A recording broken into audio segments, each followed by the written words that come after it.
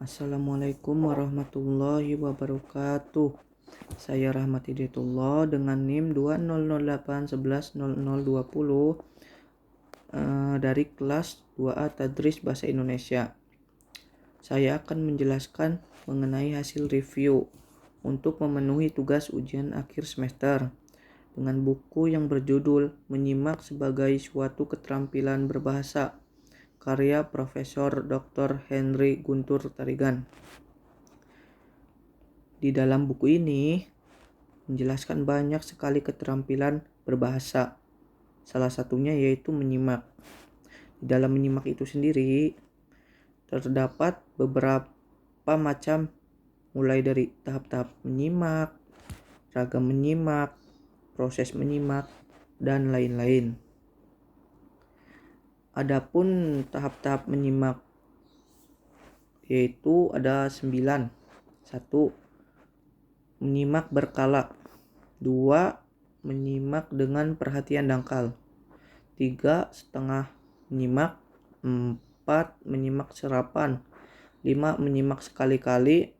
6. Menyimak asosiatif. 7. Menyimak dengan reaksi berkala. 8. Menyimak secara seksama. 9. Menyimak secara aktif. Nah, dalam menyimak pun ada keberagamannya, yaitu seperti menyimak ekstensif, menyimak intensif. Selain itu, ada pembahasan tentang menyimak itu, ada yang namanya tujuan dari menyimak, yaitu agar ketika kita menyimak, kita itu mendapatkan informasi dari yang ada hubungannya atau sangkut paut dengan profesi kita. Dan ketika kita menyimak pun agar kita menjadi lebih efektif dalam hubungan antar pribadi. Contohnya itu dalam kehidupan sehari-hari seperti di rumah maupun di kehidupan masyarakat. Dan dengan kita menyimak untuk mengumpulkan data agar dapat membuat keputusan-keputusan yang masuk akal. Dalam menyimak juga ada proses-prosesnya, yaitu 1.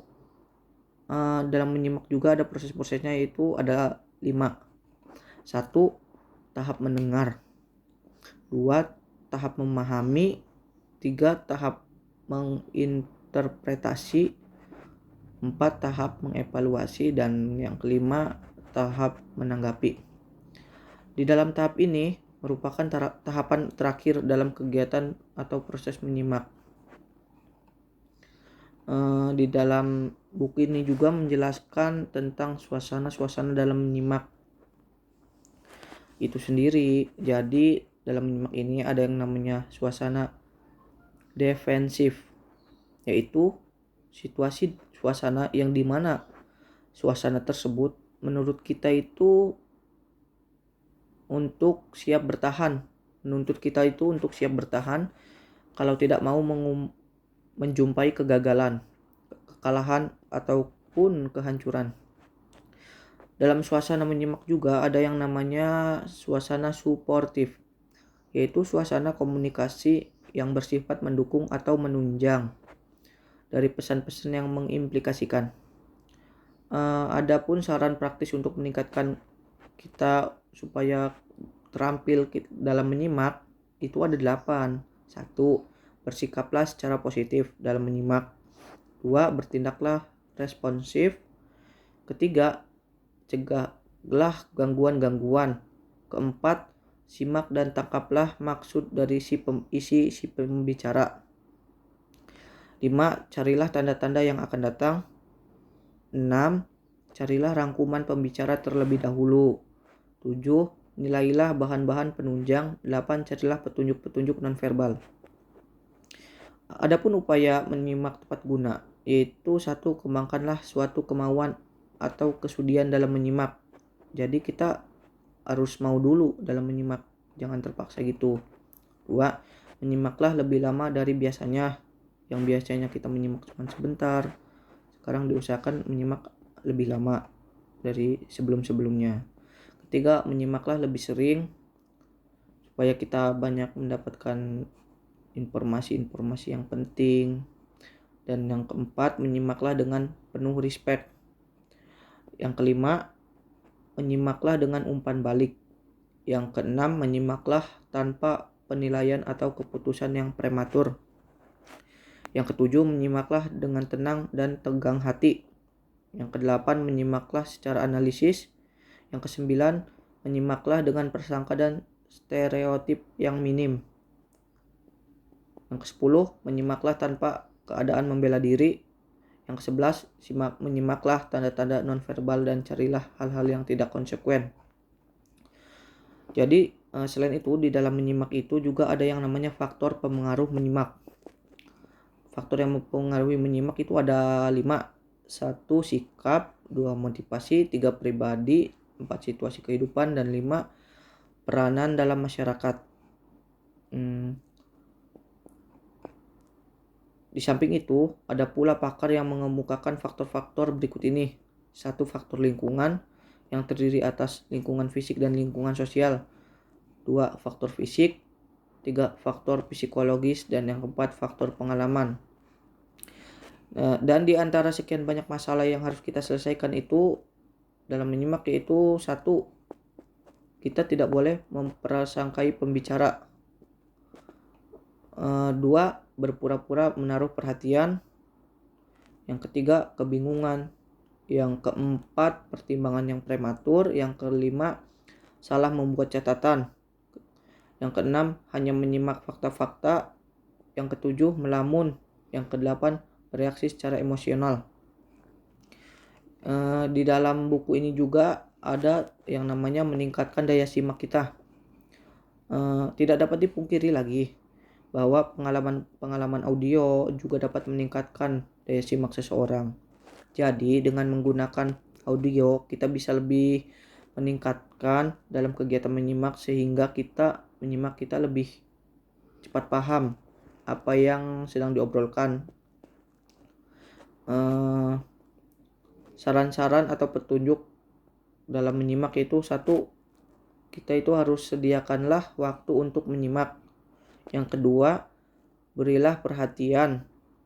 Yang ketiga, berikanlah reaksi lisan yang wajar. Yang keempat, jangan mengorek-ngorek fakta tambahan. Yang kelima, jangan menilai apa yang telah dikatakan. Yang keenam, jangan menghilangkan kepercayaan akan kemampuan si pembicara untuk memecahkan serta menyelesaikan masalah-masalahnya sendiri. Di dalam menyimak itu juga ada ciri-ciri dari penyimak yang baik, itu ada 5. 1. Ciri-cirinya itu 1. Berperilaku sopan santun. 2. Memperoleh fakta-fakta. 3. Benar-benar memusatkan perhatian. Yang keempat, menyimak dengan pertimbangan sehat. Yang kelima, dapat memanfaatkan apa yang disimaknya.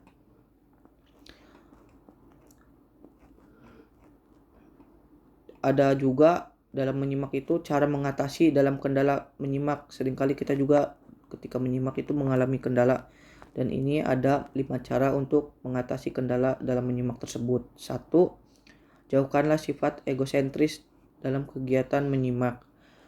2. Jangan enggan untuk turut berpartisipasi dan terlibat dengan orang lain ketika kita menyimak. 3. Jangan takut dan khawatir bahwa komunikasi lisan dapat mempengaruhi atau dapat mengubah pendapat dan pikiran kita.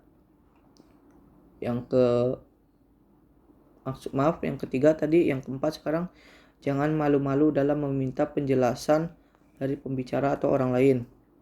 Dan yang kelima, jangan terlalu lekas merasa puas dengan penampilan luar pembicara.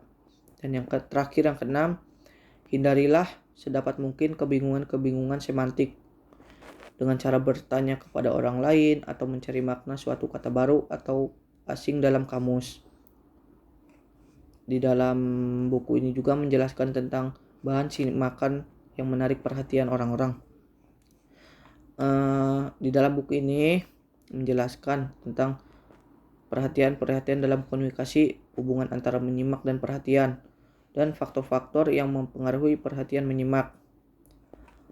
Ada seorang pakar juga yang menyarankan bahwa konsep perhatian itu mencakup berbagai faktor, antara lain 1. Konsentrasi mental. 2. Kewaspadaan. 3. Selektivitas. 4. Mencari dan memeriksa. 5. Aktif dan giat. 6. Penataan diri.